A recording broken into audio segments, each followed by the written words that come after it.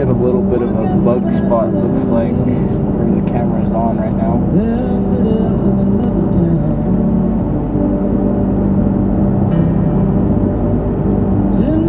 We've got a classic truck coming up here.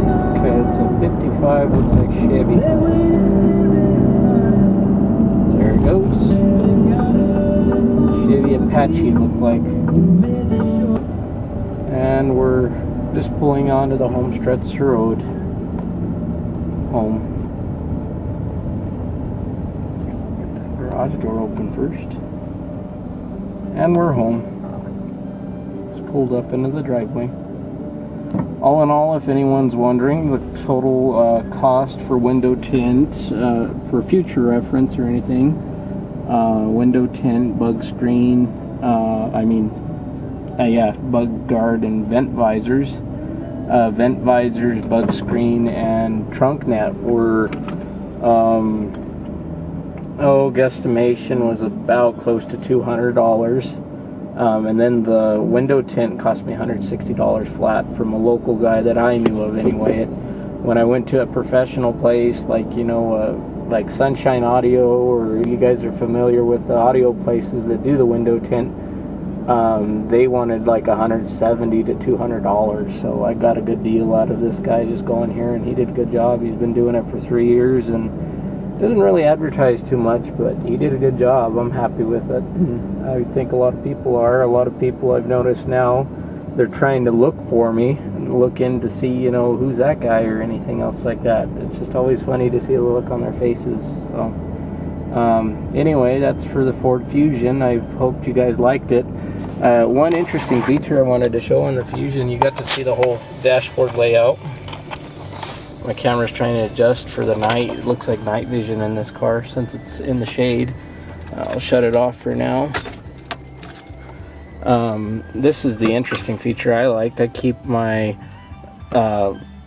my shades in here, as well as some like my registration and stuff like that in there. So I keep that in that center compartment, and that just closes like that. Then you got the glove box, which I was surprised on this car. It's got extra on that pocket. There's CD storage for CDs, as well as in the center console. There's a lot of storage on this car. Unwrap the cover that I use to keep it pretty fresh and stuff like that, but it's also got its own cubby, first cubby, and then there's a second cubby for it, which I got some CDs in that one and in the glove box as well. And then I'll put my Ford cover back on. So it works out. Everything works out good in this car. One thing I also like about it is, maybe you don't want to be an alcoholic, and maybe you shouldn't be, but it does have a lot of cup holders. There's 2 cup holders there, and then switching back over to here, there's 2 cup holders. There's a cup holder there for soft cups or bottles or what have you, whatever you want to use.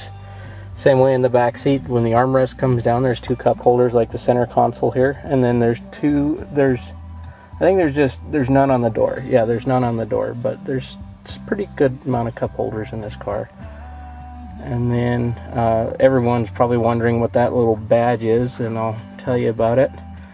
That was in my old car. I got a couple of items out of my old car before we got this one. This came out of a 1987 Ford Taurus. Was my grandma's car, and she had it for a long time. It must have been about 10-15 years.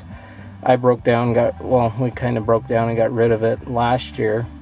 I took that was from that also was on the dashboard cover as well. So I took that off the old car and put it on this car just to commemorate the Taurus, as well as my grandmother's memory, because unfortunately she passed away. But I can't keep everything, I guess. I do have a memento actually from her. It's that old 72 Ford. That was my grandpa's truck. And when he passed away in 90, I think it was like 4 or 95, I was a young kid, but I loved that truck, and she knew that. So she said, "We'll give it to your grandson here."